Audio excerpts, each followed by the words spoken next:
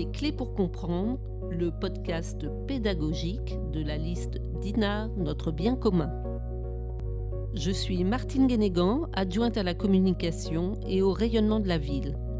À travers ces épisodes, nous répondons aux questions que peuvent se poser les Dinardaises et les Dinardais. Un constat revient sans cesse. Certains sujets locaux sont difficiles à suivre, parfois complexes. Ils s'étalent sur plusieurs années, mêlent des décisions techniques ou réglementaires, et il est normal que tout cela puisse sembler confus. Et souvent, la confusion laisse la place aux rumeurs. C'est pour répondre à ce besoin de clarté et de transparence, pour rétablir les faits calmement et sans polémique, que nous créons aujourd'hui un format podcast, nous l'appellerons Dinard, les clés pour comprendre. Son objectif est simple, vous offrir une information pédagogique, compréhensible par tous et vérifiable. Le principe, des questions directes, des réponses claires, pour réaffirmer la réalité des chiffres, des actions et des résultats. Les intervenants s'expriment ici au nom de la liste sans se substituer à la communication officielle de la ville. Chaque épisode est consacré à une thématique précise, un format rigoureux et transparent, des clés pour vraiment comprendre les enjeux qui touchent ce qui nous rassemble tous, Dinard. Ces podcasts seront annoncés et diffusés sur la page Facebook de notre liste et également répertoriés sur les plateformes d'écoute. Rien de plus simple, il suffit de cliquer. Vous pourrez les suivre où que vous soyez, à votre rythme, à la maison, en voiture ou en vous promenant. Pour ce premier épisode, Christian Fontaine, adjoint à l'urbanisme, nous retrace l'histoire du projet New Quay et répond à Marie, notre animatrice. Bonne écoute. Bonjour Christian Fontaine. Pour commencer, pouvez-vous nous rappeler l'origine du projet New Quay ?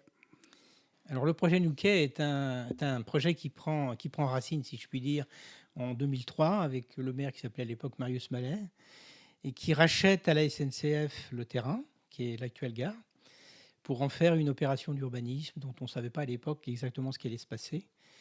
Il décide alors de contacter un architecte, qui était en l'occurrence de faire un concours d'architectes. Et la ville lance ce concours d'architecture avec 43 architectes. Et suite à ce concours, eh bien, un des architectes qui s'appelle Ricardo Bofill s'associe avec un architecte rennais qui s'appelle Jean-Louis Brajon et sort le projet qu'on connaît aujourd'hui et qui prend la forme que vous connaissez. Pourquoi ce site a-t-il été choisi ? Quelles étaient les intentions au départ ? Je dirais que c'est un site d'opportunité, il n'y avait pas d'opération particulière, il y avait un terrain qui était un peu en jachère depuis de très nombreuses années, puisque une partie du terrain était dédiée uniquement au stationnement. Donc monsieur le maire Marius Mallet a décidé de faire de ce terrain quelque chose de plus valorisant. C'est la raison pour laquelle cette opération est sortie. Médiathèque, parking, aménagement de surface ? Comment s'enchaînent encore les constructions des équipements publics sur le site ? Alors, c'est vrai que ce projet, je l'ai dit tout à l'heure, c'est un projet qui a duré 22 ans et qui n'est pas encore terminé, qui approchera vraisemblablement 25-26 ans. Alors, la chronologie des événements est la suivante. La première pierre qui a été posée sur le dossier Eiffage, enfin sur le dossier New Quay plus exactement, c'est la médiathèque. Et on est dans les années 2008, qui est donc l'année où l'opération démarre de manière tout à fait factuelle, puisque les Dinardais voient la concrétisation de ce dossier. Et puis, le serpent de mer continue à évoluer. D'autres péripéties contribuent malheureusement à retarder le projet. Et la collectivité se lance dans la construction de son parking dans les années en 2023. Et donc, ce parking public est uniquement, comme je disais tout à l'heure, dédié au public, et pour cause, parce que l'ensemble de l'opération réalisée par Eiffage, aucun des appartements qui est construit ne possède pas son parking. En d'autres termes, chaque appartement possède un parking. Donc, la totalité, l'intégralité, j'insiste là-dessus, des 202 places est dédiée au domaine public. Beaucoup d'habitants aujourd'hui ont l'impression que le résultat architectural ne ressemble pas au premier visuel présenté. Comment expliquer cet écart entre les images initiales et ce que l'on voit aujourd'hui sur le chantier ? La question, est-ce qu'il y a un décalage ? La réponse est oui. On ne peut pas le nier. C'est vrai qu'il y a un décalage entre ce qui a été fait aujourd'hui et ce qui était prévu initialement. Lorsque l'architecte Ricardo Bofill imagine cette opération, Il le fait avec son esprit catalan en faisant des volumétries qui malheureusement sont incompatibles avec ce qu'est l'architecture, je dirais, dinardaise.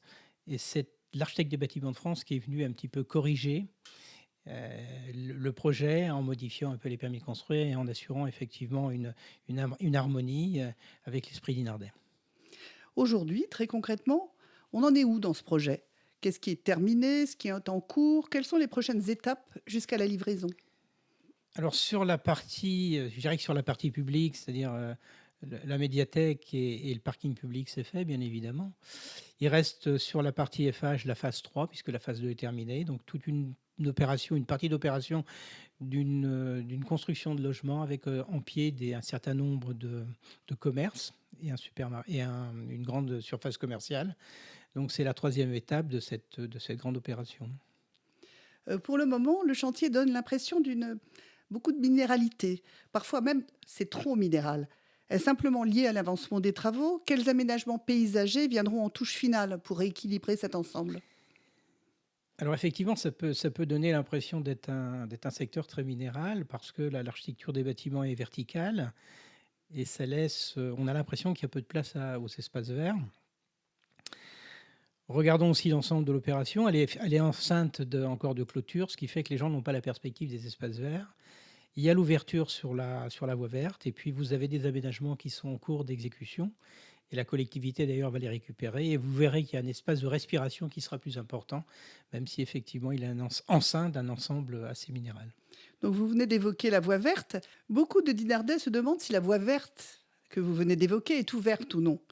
Pouvez-vous clarifier s'il y aura une continuité pour les mobilités douces? Alors, est-ce que la voie verte est ouverte? La réponse est oui. Non seulement elle est ouverte, mais elle est empruntée au quotidien, puisque si vous regardez Boulevard du Villou, vous allez voir que régulièrement, vous allez croiser des vélos qui empruntent cette voie. Comment va-t-elle se terminer? Eh bien, écoutez, il y a toute une opération d'aménagement qui n'est pas simplement l'opération New Quai, mais il y a toute une opération d'aménagement d'ensemble qui permettra à terme de joindre depuis cette voie verte le cœur même de la ville, y compris d'ailleurs la partie centrale qui est le marché. Donc on passera au travers de cette opération New Quai. On entend dire que les logements de New Quai ne se vendraient pas. Quelle est la réalité aujourd'hui en termes de vente, de réservation et de commercialisation? Alors, je ne suis pas l'opérateur, FH, donc je ne suis pas dans les secrets des dieux. Ce qui est certain, c'est qu'il y a un ralentissement global du marché national, ce qui n'est pas vrai à l'échelon local, puisque la production est toujours là. Je rappelle qu'il n'y a pas de grue qui est partie de Dinard. Ça veut dire qu'au moins 30% des opérations sont vendues, puisque aucune opération de commercialisation ne peut démarrer sans avoir au minimum 30% de vente. Donc l'opération se poursuit. Est-elle plus délicate à vendre? C'est sans doute une réalité. Mais pour autant, à Dinard, les logements se vendent toujours aussi bien, je vous rassure. Le projet a connu plusieurs recours qui ont entraîné des négociations et des ajustements. Qu'est-ce qui a été renégocié exactement? Et quel impact cela a eu sur le calendrier et sur le contenu du projet? Quelques recours est un euphémisme, chère madame. Je rappelle que l'opération FH, c'est 22 ans de réalisation, alors que normalement, c'est un chantier qui aurait dû durer au maximum 7 ans. Et derrière, sur ces 7 années de réalisation, il y a au moins 15 ans de procédure. Donc c'est peu de dire que le chantier a été un petit peu bousculé. Au niveau financier, la modification de ces différentes sollicitations et ces différents moments de contestation du projet forcément pénalise la collectivité. Et donc, il y a eu des renégociations qui ont été faites. La dernière est celle qui est passée au conseil municipal récent du mois de novembre, étant entendu qu'on est parti sur une négociation qui avait été mise au point en 2018 et pour lequel l'opérateur a souhaité revenir sur un certain nombre de montants qui n'avaient pas été à l'époque complètement en faveur de la collectivité et qu'il a bien fallu regarder de nouveau. Et ça a nécessité de la part du maire et de ses collaborateurs une partie je dirais pas une partie de bras de fer, mais en tous les cas un échange relativement tendu entre la ville et l'opérateur afin que la collectivité puisse être rémunérée à hauteur des engagements qui avaient été pris, du moins partiellement. Le parking souterrain suscite aussi beaucoup d'interrogations. Pourquoi parle-t-on finalement de 202 places publiques alors que certains évoquaient 400 places au départ? Et comment se répartissent les places publiques et les places privées des futurs habitants de Newquay? Alors 400 places, je serai plus précis que vous, c'est en réalité 407 places qui est initialement prévues au projet. Les aléas qui sont liés à la structure géologique du sous-sol ne permettent pas de faire 407 places. Et on s'est limité à 200 places pour éviter des problèmes d'infiltration et de difficultés d'étanchéité du sous-sol. Sur la définition des places, elles sont toutes publiques. Toutes publiques, c'est un parking totalement public et totalement dédié au public. Merci beaucoup, Christian Fontane.